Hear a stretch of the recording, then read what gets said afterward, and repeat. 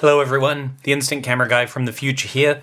If you guys have been enjoying my content over the past dozens of videos that I've uploaded of me fixing instant cameras, one of the main themes that you'll tend to find is that I make repairing Polaroids look rather easy, and that is simply because I've done them so many times.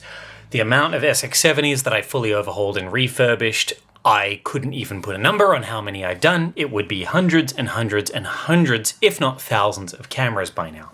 But in today's video, we'll see the insides of a camera that I don't often come across. And that is because the ONE600, as seen here in my hands, this is the camera that I'm going to repair in the video today, they are the last design of Polaroid 600 ever produced, and honestly, they're a pretty invincible design. Your odds of picking one of these things up completely unrefurbished and having it work absolutely flawlessly is pretty darn good, and that comes from the fact that they're a very reliable design and they are very modern. These things were produced in the late 90s into the early 2000s. The main problem that you'll see with them is this folding mechanism where the camera erects can get bent and mangled, and usually that happens because someone tries to force it closed or someone accidentally sits on it or something like that, and it damages the viewfinder and folding mechanism inside, and that's exactly what happened with this camera. Now, truthfully, I have repaired these before, but they only come up every few years. Honestly, I don't get asked to repair a lot of these. Now, that might come from the fact that, well, a lot of people don't know I can repair this kind of camera. But it also probably comes from the fact that these things often don't really need repair. So as a result of this video, you'll see me struggling to remember how to actually open the damn thing. Because I come across them just so infrequently that although I have a pretty rough idea of how these things get put together, they're all held in place with screws, I couldn't remember the exact position of some of the clips and things like that. So today's video is going to be a little bit different because you're going to see me struggle for probably the first time on this channel. Mainly, not because any of this was particularly hard to do, but just because I could not remember how to take the darn thing apart. Although it is held in place with screws, there are a few clips positioned in the camera and a few screws are actually hidden. And I would have designed it differently had I been in charge of the camera. But as a result, taking it apart was a little bit difficult, and putting it together was a little bit difficult too. But we got there in the end. So I hope you enjoy this slightly different take. I hope it's all a bit of fun, and yeah, enjoy the content. Hello everyone. Welcome to an episode where I will be talking about a Polaroid camera that I don't think anyone ever really talks about. This model here would have to be quite possibly one of the single most underrated Polaroids ever produced. This curvy little contraption is known as the ONE600. Some variants of it were simply just called the One, but it is a 600 type camera made by Polaroid, and as far as I am aware, this is the last 600 type camera that Polaroid ever produced. It features a wider lens than the standard clamshell model 600s with the flip-up flash. This one is 100 millimeters in focal length, whereas a regular 600, I believe, is closer to around 116 millimeters or so. It focuses from 3 feet to infinity, so it's just simply fixed focus, and because that lens is wider, it facilitates a little bit of extra closeness. And yeah, they were made, I believe, in the late 90s, certainly in the early 2000s.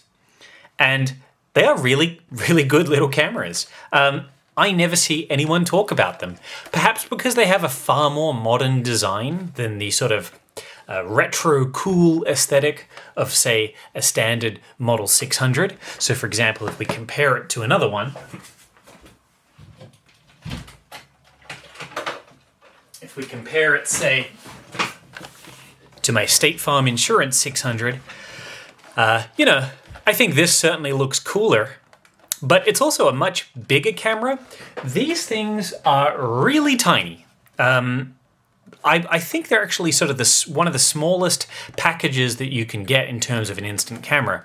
And they do have a fold-down design, but that is exactly why it's here, because the folding mechanism in this refuses to fold. And this is actually quite a common issue with these, and it basically comes from them being collapsed incorrectly. And what that does is there's a little metal bar in here and some spring-loaded parts, and they basically get bent out of shape and they prevent the camera from being able to fold down. And there's also supposed to be a spring-loaded viewfinder. This little curved viewfinder is supposed to be popping up. And so we're going to have to launch in and fix that today. This camera does otherwise work. On most models, the flash just always fires. There's really no controls. This is sort of the very base model 1/600. There were professional models where you could change a few of the settings. I believe they had a built-in self-timer, and I think the option to turn the flash off. But this one works really well. It's just that it doesn't fold. So that is precisely what I'll be doing, is trying to figure out why that is the case. And so what we need to do is take it apart. The stickers on this are completely non-original, by the way. They were added, I believe, by the last owner. This sticker in particular is hilarious. I really don't know what it references, but it just says here, Pinot Grigio equals cougar juice, and Sauvignon Blanc equals bitch diesel. Which, I have no idea what that means, but it's hilarious. If that is a reference to something, please let me know. But I will be taking this thing apart and having a look inside. Now, one of the interesting things about this camera is it is held together with Phillips head screws. Almost hard to believe. Now, it's been a while since I've actually repaired one of these. The truth of the matter is these are such reliable cameras, they're basically never broken unless they have this weird folding issue. As I said, it's not the first time I've seen one, but I don't repair these very often. And I'm trying to remember how they came apart. I think there's a clip up here from memory. There's no other screws. And I'm just trying to... I know there's screws here to take that panel off, but I don't think I need to do that. I believe the door comes off very similar to a Spectra. So I'll take that out. From memory, actually, I might need to remove that panel. So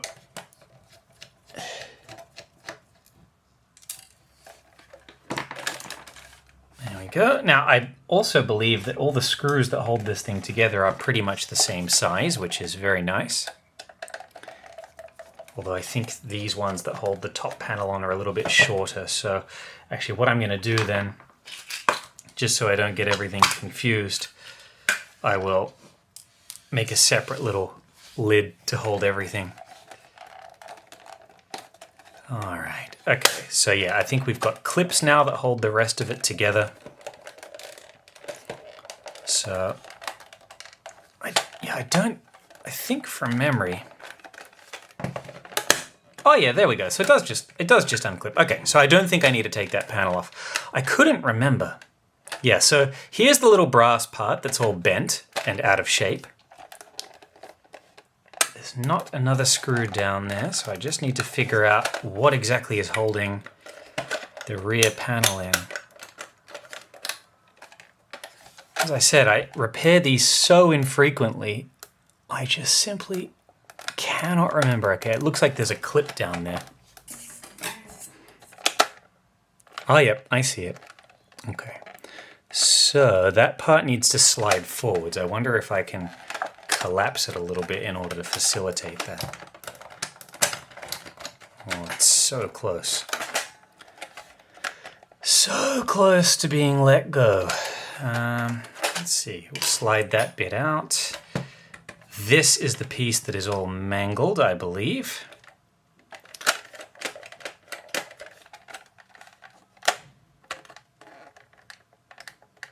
I just don't want to break the plastic clip at the back.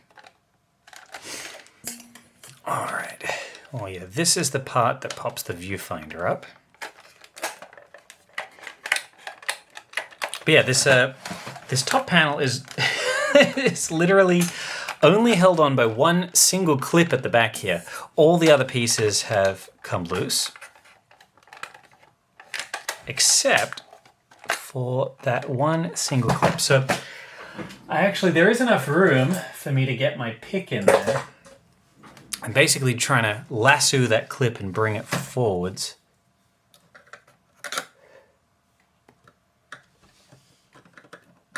It's very close to the flash capacitor here, which makes me a little bit nervous. It's like, gotta go. Ah, there we go. Okay. All right, there you go. So to get that clip out, you have to push it down and forwards. Dear, oh dear. Welcome to Exploring Polaroids with Jake. Okay, so from memory, whenever this happens, it's for two reasons. The first is there's a little metal arm in here that prevents this part from collapsing down. And I've just got to figure out where it's jamming. And then the second thing, of course, is this little eyepiece here, which I believe comes up and then that has to fold under like so. Yeah, it's just getting... It's just... Yeah, they make this part is only made out of like very... Not flimsy, I guess, but just a very thin piece of like copper. And it can... I wonder if that's going to fix it if I now put this back together.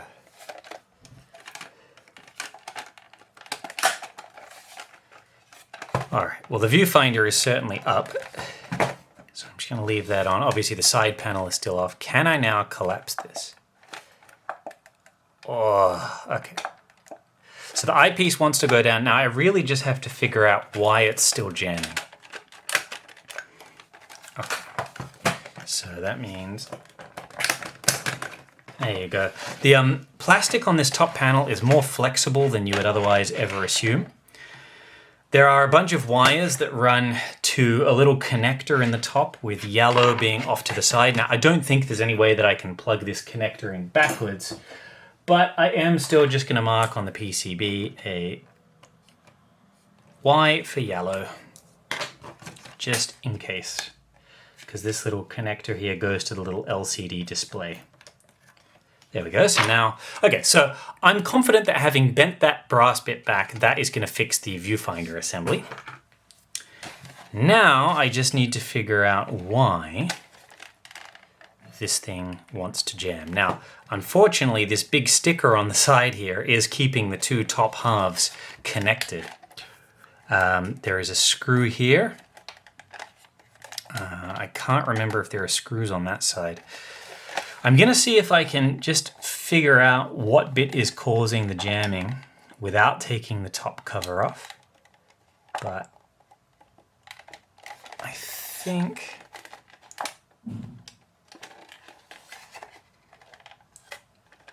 Yeah, I think I may need to take more of the housing off. So, off comes the clip at the rear, which is screwed in place. And that is also short. So it looks like the screws on the side are a certain length, and then all the screws that hold the body panel on are a different length. Now from memory, this part comes out to the side and goes up.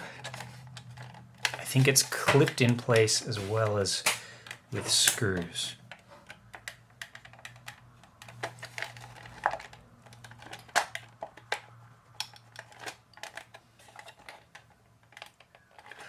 Oh yeah, I see.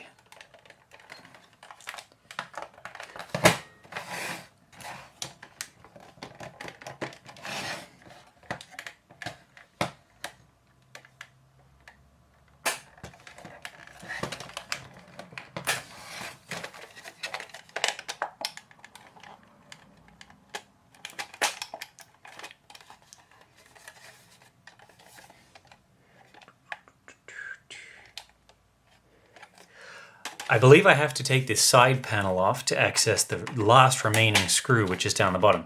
Everything else is lifting off. So there's 2 screws that hold the front on. There's one at the corner. And there's one on the side. I just can't remember how to take this curved panel off.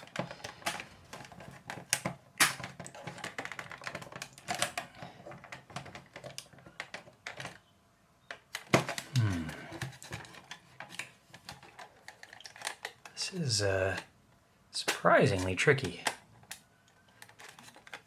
I mean, the real tricky part is that I just can't I just can't remember. Because these things, as I said, they rarely ever break. They're really invincible little pieces of kit. The only time I've ever seen these come in for repair is when that viewfinder bends, as I just demonstrated. All right, how does this part come off? All right, I think I'm just gonna have to peel back this sticker. Unfortunately, it's getting in the way of the 2 seams. Sorry, Aries sticker. But it's holding... Oh, see? Okay, so it's not even screwed in. It was the sticker holding it in the whole time.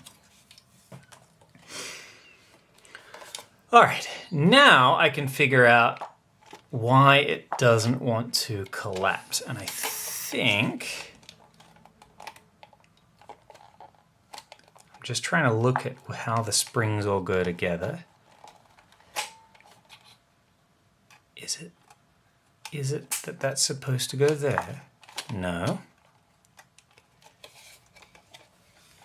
What is catching?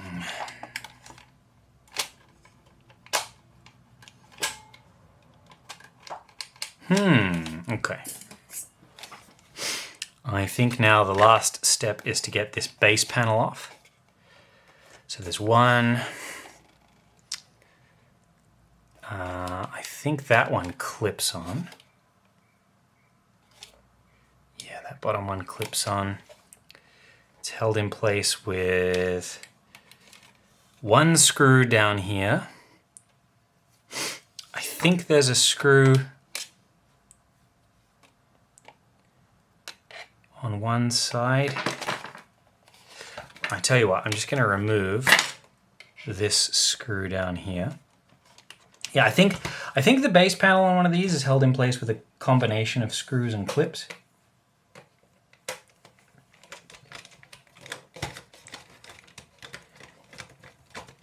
Yep, there we go. And I think there's like another screw located back here from memory, and then it kind of slides out. Except where is that last screw? There's too many wires in the way, I can't see.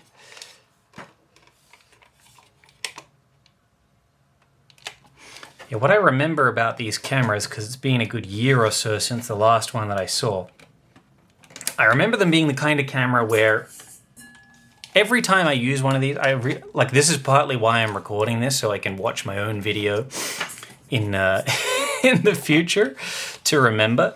But every time I go to repair one of these, it's like the first 20 minutes. Aha! Okay, there it is. The first 20 minutes are me figuring out how to get inside the darn thing. And then the actual fix doesn't take long at all. Now, my screwdriver there is not reaching, so I'm gonna grab another one, which hopefully will be a little slimmer. Yeah, you have to push the button in, it pushes a lever out of the way, and then you can access that last screw. Okay. And now, I'm pretty sure there may be one more screw at the back here. Oh yeah, that's right.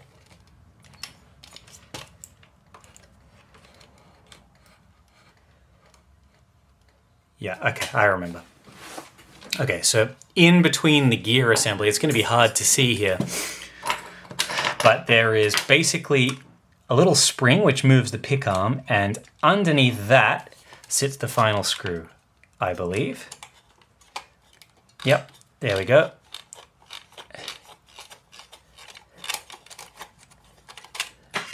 And then that should, yeah, there we go, should lift out. Now that final screw there, I'm going to make sure it kind of stays in place if I can. So that's just sitting there.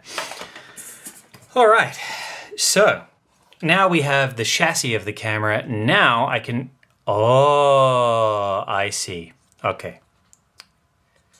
I figure out what's happened, and it's not good. There is a big hole that's been punched in the side of the bellows here. There are actually bellows inside this camera. And what those bellows do is they facilitate the folding mechanism. Now there is basically what's happened, this little metal rest over here has been pushed inwards. So I think someone's like sat on the camera or something like that, and it's folded it down while it's in the erect position, pushing that little piece basically inwards into the bellows. Now, this can be repaired, but it's going to be a matter of just bending it back and in place. So I think that should, if I hit that, it should, yeah, okay. So that's certainly the piece that needs to be bent. I'm just going to need to figure out how to get in there with like some good strong pliers, I think. Let's try these big needle nose.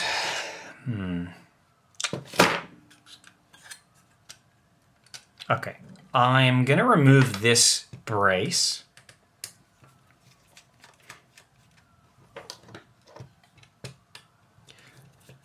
Because I think what I'm going to be able to do, as long as I can get this camera to collapse, because it's got that side panel, I really don't think the bellows are going to matter that much in terms of a light leak, and I can patch that with silicone and let it dry over a few days, and it should, oh, is there another screw there? There is.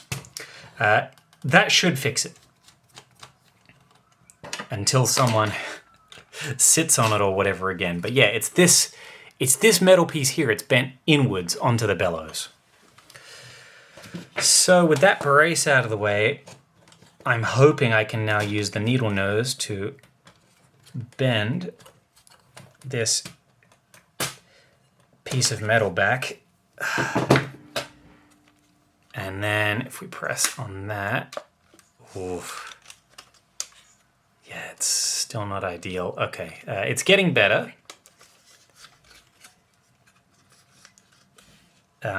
But yeah, this is just going to be like a lot of panel beating basically, because it's so warped. The piece of metal is anyway.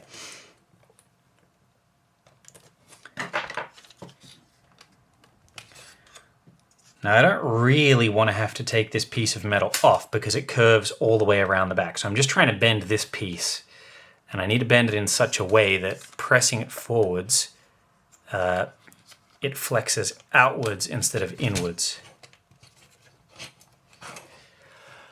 All right, so let's grab the needle nose again.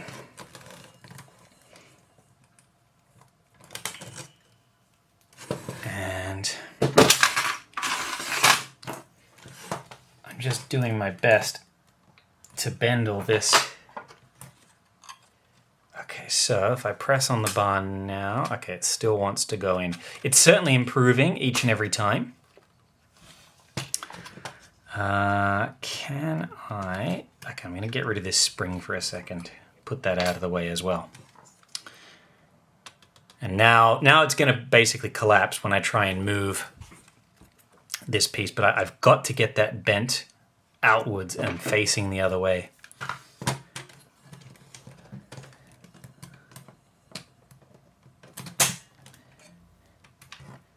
So, does it work? Ah, there we go. Okay, fixed it.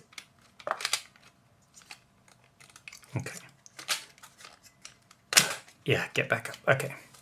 So, let's put the clip back in. How did that go in place?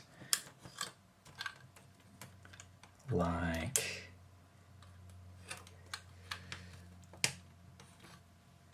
I might have to go and rewind the video and figure out. Surely it has to be.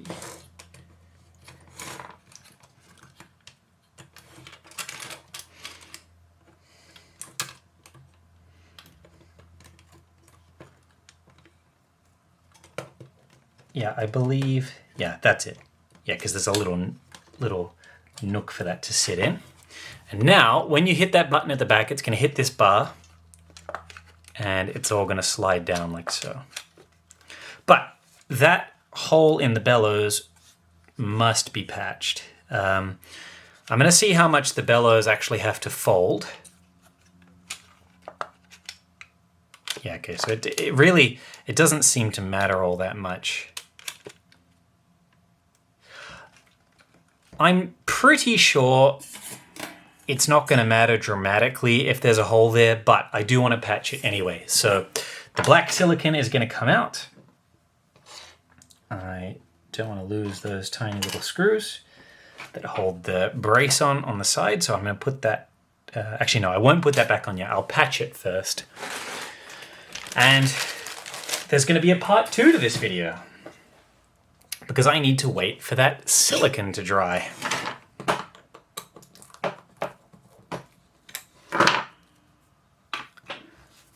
So, what I'm going to do, I'm going to cut out of cardboard, like a little scraper. So I've got the inside of an I-type pack of film here, and some scissors.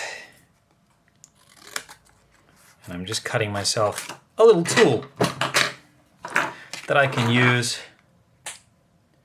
to put a whole bunch of silicone on this. Now there's really going to be no way of me doing this neatly. I think the best solution is going to be to go from the inside first. You'll never see this bit, so.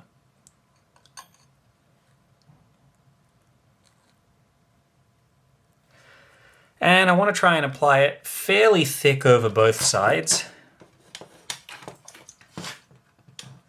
Oh yeah, there you go. You can kind of see the silicone having blobbed out of the other side there. I'm going to cut myself a fresh little scraper. And then I'll go over this a few times, probably with like a little Q-tip, just to make sure all of the silicone is getting pushed into the parts that it needs to be in. And then, yeah, we're just going to have to let this dry, really. No other way about it. And then once this first layer of silicone is dry, we'll be able to patch it from the other side and give it a bit of extra support.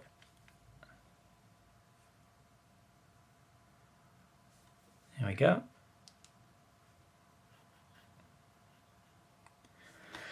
Silicone is so messy, you'll always end up with it on your fingers.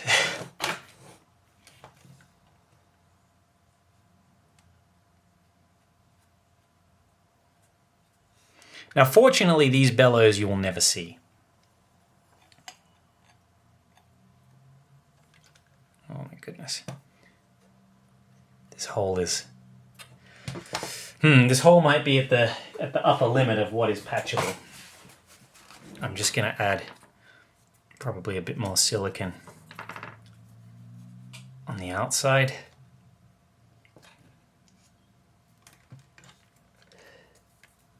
Yeah, it's going to have to be pretty thick, I think.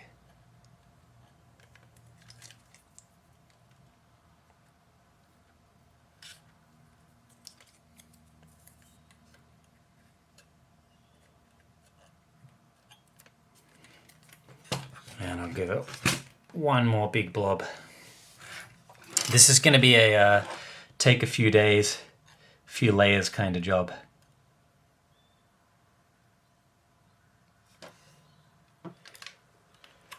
All right, well, that is now light tight. Well, as light tight as I think I can get it for now. Certainly doesn't look pretty in there, but that's really the best solution that I'm going to be able to come up with.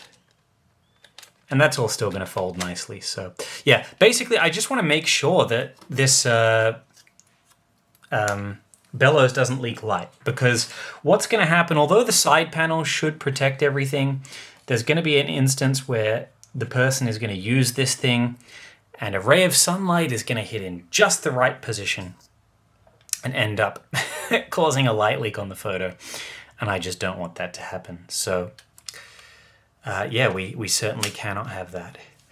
Interestingly enough, the lens is open at the moment. I'm hoping that shutter closes when I put film on it. I'm hoping that that's something that I've hit by accident. But yeah, that's where I'm going to leave it for now. I'm going to come back after a few days of patching and see if I can get this working again. All right, we are back, and look, I have a parts tray now. It's magnetic. The last time I tried to use a parts tray, I kept having issue with trying to pick up screws and then them slipping out of my fingers, but I'm going to give it another shot because we'll see if it deserves redemption. But the big gash in the side of the bellows has been repaired. The camera assembly now folds. The bellows still fold completely flat. It took me a few days in order to sort that out because basically the first day I had to patch the hole, make sure the silicon 100% sets, and then I put 2 additional layers, top and bottom, so there should be no chance that that hole ever opens up again. In terms of the rest of the camera, I also gave the viewfinder a little bit of a clean. And interestingly enough, I discovered that on the PCB, there is actually some spots for like little buttons and switches. Now I know that the ONE600 had a few other variants like the Job Pro and the Pro, which gave you a bit of other settings like flash, I think maybe flash override, certainly like the ability to over and underexpose, giving you a bit of exposure compensation. This is just the very basic model, which just literally has a shutter button. But I thought that was interesting to note. The top viewfinder piece I have repaired. So this now sits there nicely and it is collapsible. So that should go on nicely. Really, the only thing left to do is put this thing back together and make sure that all the screws go in place. So I kept the 3 screws in the body panel. I also put on the little side arm stand just off camera. And basically it's just time now to put everything back together. So from memory, you kind of have to, like the front here is held in with a clip, the rest are screws. If I was designing this thing, I would have made these 2 both clips so that you could screw here and then just pivot the rest of the assembly out. Because this screw is really hard to get to. It's like in the middle of the pick arm assembly and in a really weird spot. I don't know why they didn't just make it 2 clips, but anyway, I probably wasn't born when they were designing this thing. The mechanism is all working, nothing's catching, so hopefully nothing comes loose when I try and put this thing back together. And it should all just kind of click into place, I believe. Yep, okay. So, I'm gonna get my lamp. This is very hard to see inside this thing, I must say. There we go. Okay, I think we're holding position. There we go. I'm gonna swap screwdrivers.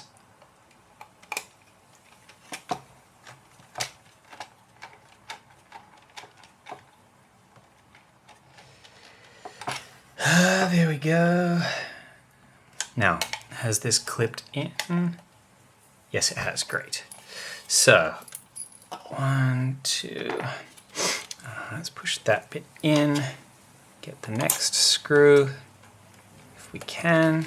It's not easy to align everything.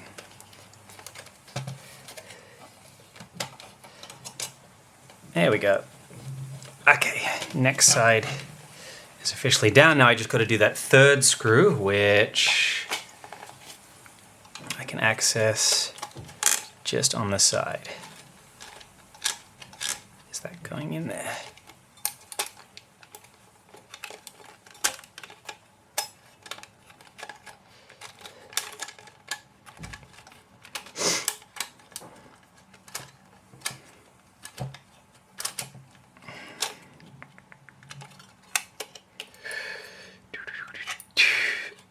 Do you know what I'm going to do? I'm going to take this bit off from the side here so that I have better access to that last screw panel.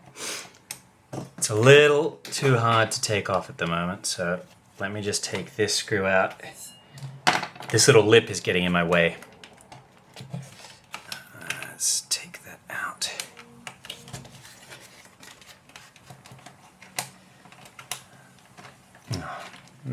Of course, it's not going to be easy. That's also then additionally held in place, there we go, by that front assembly.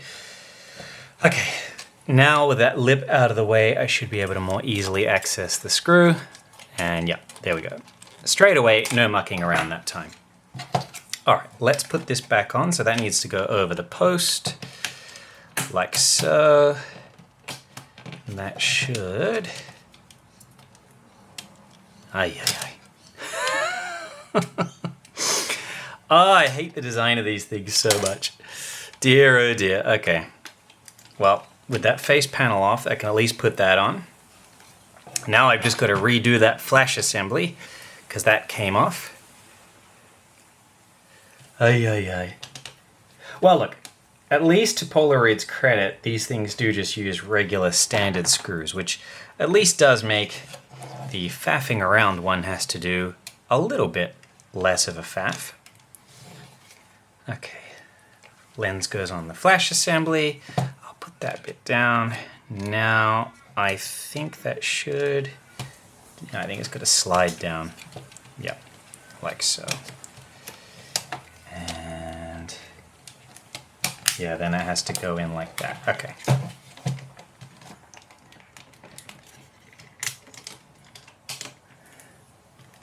Come on.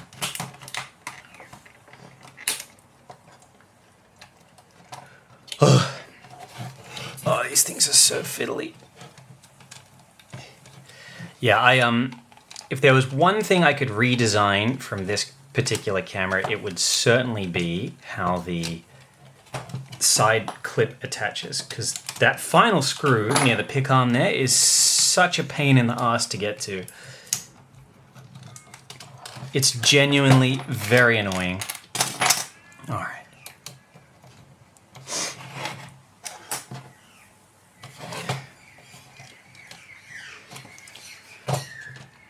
And then, yeah, and then this bit clips on at the front whilst needing to slide over the flash assembly. So you have to like slide it in on this very strange diagonal in order to get all the bits and pieces to line up. Yeah, there we go. Oh, there we go. Well, that was way more difficult than it should have been. Thanks, Polaroid. All right. That part goes on that side. That part goes around here. Now, I believe that clips into the side like so. There. I'm not actually sure this part's really supposed to come out, to be honest. It just kind of fell off. It does seem like it's at least glued in a little bit on those two clips, but it should go together once all the other parts are on. Now I've got to get the sticker out of the way. The sticker which says Aries. And that should go there. Yeah, it's clipped in place. Great. One screw at the back. Now, from memory, it's the larger screws, because there are two grades of screws. The small ones, which hold the side panel on, and then there are the larger ones. So, one goes here, and then there were two just under the front door, right here, the other two larger screws. One and two.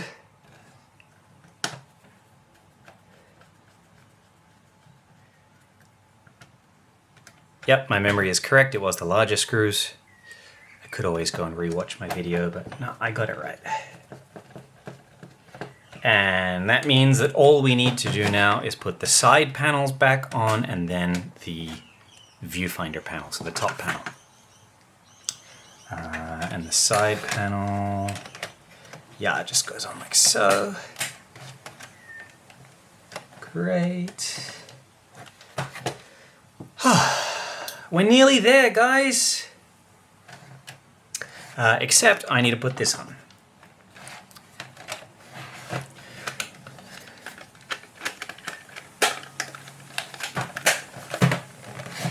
Oh yeah, look at that. It's all coming together, and that should, ta-da, fold down. Oh, we're so close. We're so close. Actually, I think that one needs a slightly, these screws slightly different lengths.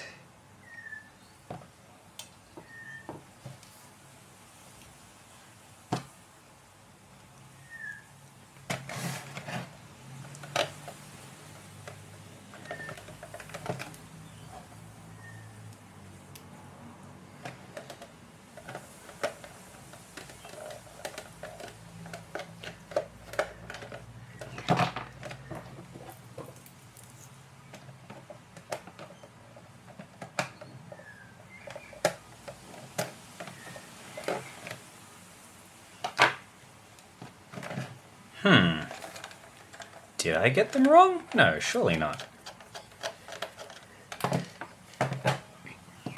Let me just check. Yeah, they're the same thread, one's slightly longer, so...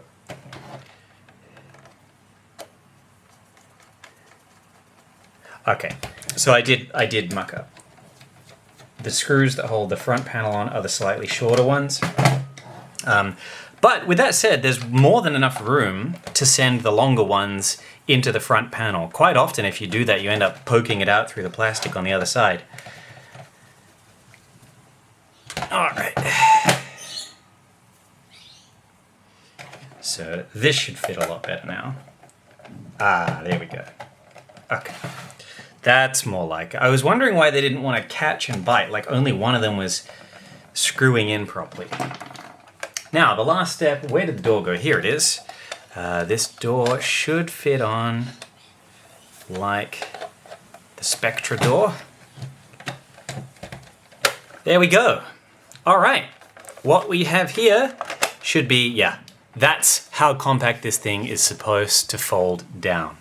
I've just got to, yeah, I'm not sure this sticker is really going to be able to survive. I'm going to put it on as good as I possibly can, but the adhesive is sort of a one-way journey on that particular sticker, but because it goes over that seam, there's not a lot I could do. I had to peel it off.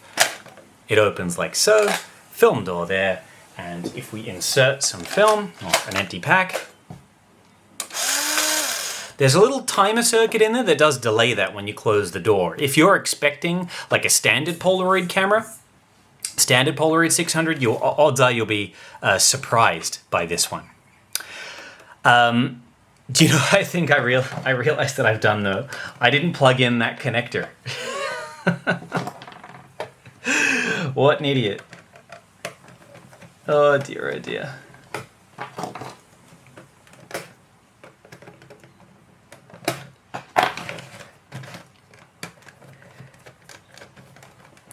There was that little connector inside the assembly that goes to that little liquid crystal display. Well, I straight up forgot about it, didn't I? There we go. All right, let's get this thing back off again, and I'll take the film out.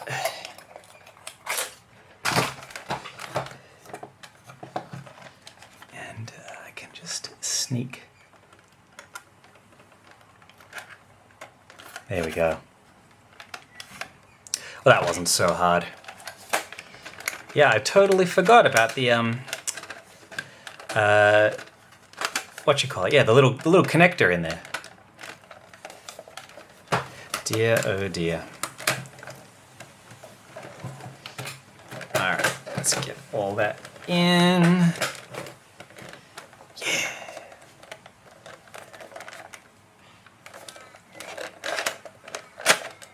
Oh, why doesn't that want to line up now?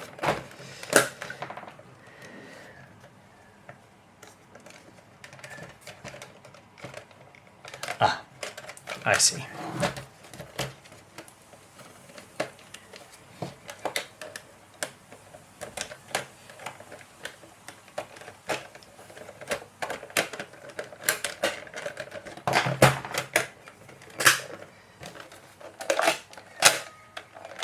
There we go. Okay, now before I put the screws in, there we go. Yay! We got there in the end. Man, this video was quite a slog comparative to my other videos. And as I explained at the start, I just don't get many of these things. I don't often repair a lot of these cameras, so when I do, I find myself constantly having to remember how they go back together again. But we got there in the end. This thing is fully functional now, and most importantly, won't leak any light or have any issues like that. This camera, I'm gonna message the owner and send them some photos of it in all working condition. And yeah, provided that no one accidentally sits on it and squashes it, that is the thing that kills these. It's the #1 issue that I see in the ONE600. As I said before, I don't fix a lot of these because they never break. These are among the most modern Polaroids that you can buy. And the only time I've ever seen these come in with issues has been because of that folding mechanism. And it's usually because someone sat on the camera or they've tried to force it shut. The open and close button is the same. You have to hold it in while you press it down, and then when you press it, it pops up into place. But yeah, a very, very underrated camera. One that performs really, really well. It's got a nice wide lens, takes 600 speed film. It is possible to I-type modify these cameras. It's just that the solution doesn't look particularly elegant. Because of its very, very curvy shape, there's not really, I mean, I guess you could put one here, but there's not really anywhere good that you can mount a battery adapter. The last one that I did, I mounted it on the side, and it had like a bit of a hand grip, so it didn't look so bad. But yeah, there's not really anywhere to mount it that looks nice. It's the only disadvantage with it, but you certainly can I-type modify one of these. It takes the same 6-volt power that all other Polaroids take. But yeah, completely fixed. I'm gonna message my client now and let them know that their little baby with its very bizarre stickers is back and in working order. And yeah, I'm gonna do a follow-up video. Hopefully the next one of these I repair will be much, much quicker. Anyway, thank you once again for your content. I thought it might be interesting to show a camera that is a little more unknown comparative to standard models.